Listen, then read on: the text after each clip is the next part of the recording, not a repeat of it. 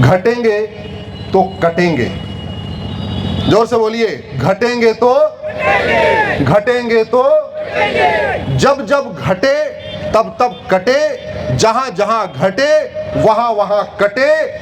दुर्योधन का ननिहाल जहां से माता गांधारी आई थी वहां हम घटे तो कटे, और इतना कटे कि खत्म हो गए। और वो दुर्योधन का ननिहाल जहां आदिदेव शंकर की पूजा होती थी, जहां विश्व का सबसे भव्य और सबसे दिव्य और सबसे बड़ा मंदिर हुआ करता था, आज उस मंदिर का एक ईंट भी नहीं बचा है। इसलिए मैं कहता हूं, घटेंगे तो हम घटे इसलिए कटे। और राजा भरत का ननिहाल जहां से माता कैकेयी आई थी, आज वहां दुनिया का जहां सबसे बड़ा विष्णु भगवान का मंदिर था, वो मंदिर का नामो निशान मिट गया। इसलिए घटेंगे तो हम घटे इसलिए कटे।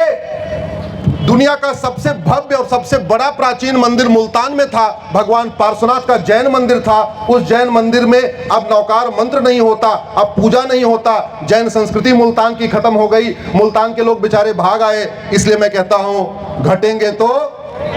और आप देख लीजिए, जहां जहां घटे, आज की डेट में बांग्लादेश जो पहले ईस्ट बंगाल कहलाता था, ईस्ट बंगाल के पहले बंगाल कहलाता था। बंगाल के राजा शशांक हुआ करते थे, बड़े बड़े प्रतिष्ठित राजा थे।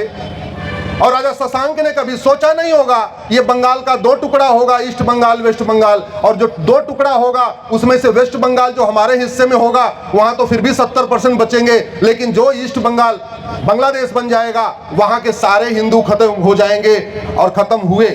राजा रणजीत सिंह ने कभी सोचा नहीं होगा पंजाब के दो टुकड़े होंगे, और पंजाब के दो टुकड़े हुए, एक बना ईस्ट पंजाब, एक बना वेस्ट पंजाब। ईस्ट पंजाब हमारे हिस्से में आया जो अभी है, और जो वेस्ट पंजाब है आज की डेट में पाकिस्तान कहलाता है। वहां हम घटे वहां कटे। इसलिए मैं कहता हूं, सारे मजहब एक समान नहीं होते, सारे रिलीजन एक समान नहीं होते, सारी किताबें एक समान नहीं होती।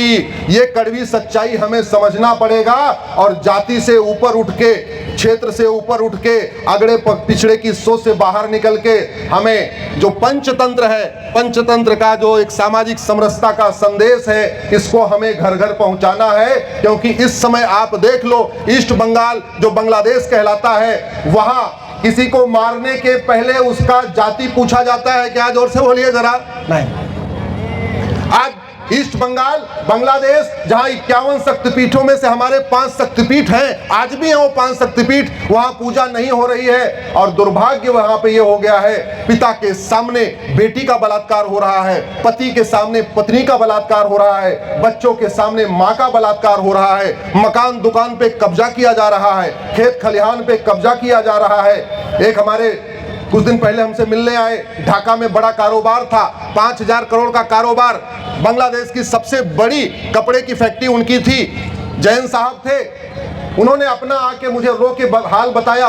बोले 1 महीने में घर में था और घर में रहा, उसके बाद मैंने दाढ़ी बढ़ाई, मूछ मुड़वाया, टोपी पहनी और बांग्लादेश से मैं अपने परिवार को लेके भाग आया। मैं 5000 करोड़ की फैक्ट्री वहीं छोड़ के आया।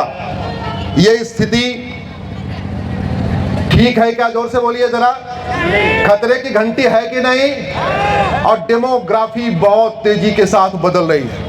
डेमोग्राफी आपके बॉर्डर की भी बदल रही है, आपके विधानसभा की भी बदल रही है, आपकी लोकसभा की बदल रही है, आपके जिले की बदल रही है, आपके वार्ड की बदल रही है, आपके गांव की बदल रही है। और बदल कैसे रही है, इसके लिए बहुत बड़ा रिसर्च नहीं करना।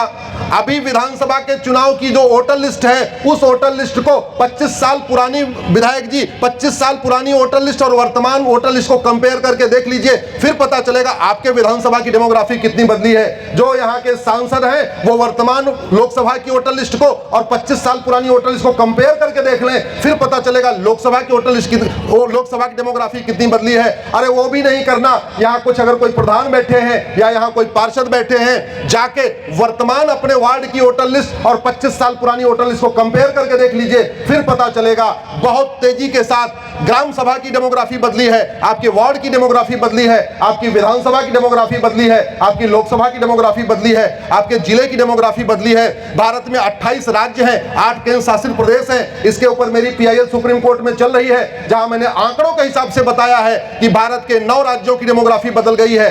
28 राज्य, 8 केंद्र शासित प्रदेश, टोटल हो गए 36 में से 9 राज्यों की डेमोग्राफी बदलने का मतलब 25% राज्यों की डेमोग्राफी बदल गई। भारत में 800 जिले हैं, उसमें से 200 जिलों की डेमोग्राफी बदल गई, इसका मतलब 25% जिलों की डेमोग्राफी बदल गई। भारत में 6000 तहसीलें हैं, उसमें से 1500 तहसीलों की डेमोग्राफी बदल गई, इसका मतलब 25% तहसीलों की डेमोग्राफी बदल गई। भारत के बॉर्डर पे कुल 300 तहसीलें हैं, उसमें 300 की 300 तहसीलों की डेमोग्राफी बदल गई। चाहे आपका ये बलरामपुर और ये वाला बॉर्डर हो, चाहे आगे जाके लखीमपुर वाला बॉर्डर देख लीजिए, चाहे उत्तराखंड वाला बॉर्डर देख लीजिए, राजस्थान का बॉर्डर देख लीजिए, गुजरात का बॉर्डर देख लीजिए, असम का बॉर्डर देख लीजिए, बंगाल का बॉर्डर देख लीजिए, त्रिपुरा का बॉर्डर देख लीजिए।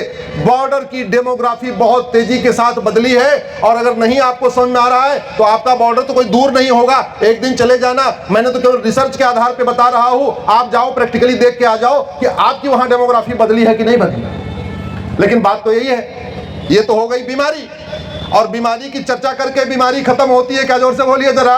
नहीं, बीमारी खत्म होती है दवाई देने से। याद रखिए, डॉक्टर बीमारी को ठीक नहीं करता, बीमारी को कौन ठीक करता है? दवाई।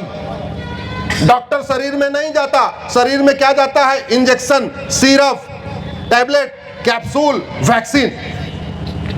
अब भगवान की कृपा से आपके प्रदेश में डॉक्टर बहुत अच्छा है कि नहीं? जोर से बोलिए जरा।